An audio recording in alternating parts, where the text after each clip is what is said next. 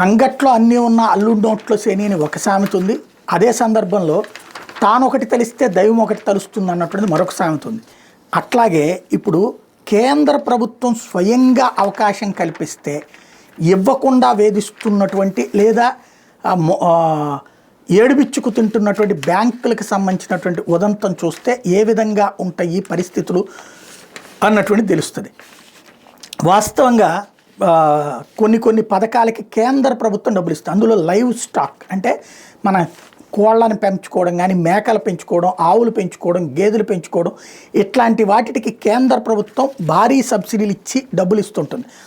అట్లాంటి ఒక అద్భుతమైనటువంటి పథకాన్ని తీసుకొస్తుంటే దాన్ని అసలు ఏమాత్రం పట్టించుకోకుండా, అంటే దానికి ఎవరు లోన్స్ ఇవ్వాలి? సగం సబ్సిడీ కేంద్ర ప్రభుత్వం ఇస్తుంటే మిగతా వాటిని అప్పు ఇవ్వాలి. ఆ అప్పు ఇవ్వడానికి వేధించుకు తింటున్నటువంటి పరిస్థితి ఇప్పుడు ఆంధ్రప్రదేశ్లో దాపురించింది. ఇదేంటయ్యా అంటే ఏకంగా ప్రధానమంత్రి పేరుతోనే ఉంటుంది. జాతీయ లైవ్ స్టాక్ మిషన్, ప్రధానమంత్రి సూక్ష్మ ఆహార శుద్ధి పరిశ్రమ, దాని కింద PMFME కింద చిన్న యూనిట్లు పెట్టాలనుకునే వాళ్ళకి, గ్రామాల్లో పొలాలు ఉన్నటువంటి వాళ్ళకి, స్థలం ఉన్నటువంటి వాళ్ళకి ఇస్తారు.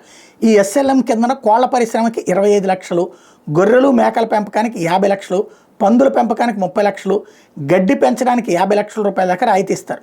మిగిలిన మొత్తాన్ని బ్యాంకుల నుంచి రుణంగా తీసుకోవాలి. ఈ పథకం కింద మొత్తంగా 3,000కు పైగా దరఖాస్తులు అందితే ఇందులో 1,600 దరఖాస్తులకి అర్హత ఉన్నాయని చెప్పి ఓకే చేసి డబ్బులు ఇచ్చింది 290 మాత్రమే. ఏంటంటే the securitisation and reconstruction of financial assets and enforcement of security interest act చట్టం ప్రకారం 50 లక్షలకు పైగా రుణాలు మంజూరు చేయాలంటే వ్యవసాయేతర భూముల్ని తనఖా పెట్టాలని నిబంధనలు ఉన్నాయని బ్యాంకర్లు చెప్తున్నారు. 50 లక్షల లోపుకి ఎందుకు మరి? ఇవ్వచ్చు కదా, ఇవ్వరు. అదే విజయ్ మాల్యాకి ఇవ్వమంటే ఇస్తారు, అంబానీకి ఇవ్వమంటే, అదానీకి ఇవ్వమంటే ఇస్తారు. వాళ్ళు ఎగ్గొట్టినా మళ్ళీ లోన్స్ ఇవ్వడానికి సిద్ధపడతారు. సామాన్యుడు ఎదుగుతుంటే సచ్చినా అంగీకరించలేనటువంటిది సామాన్యుడే సిబ్బందిగా ఉండే బ్యాంకులకు పట్టిన దరిద్రం.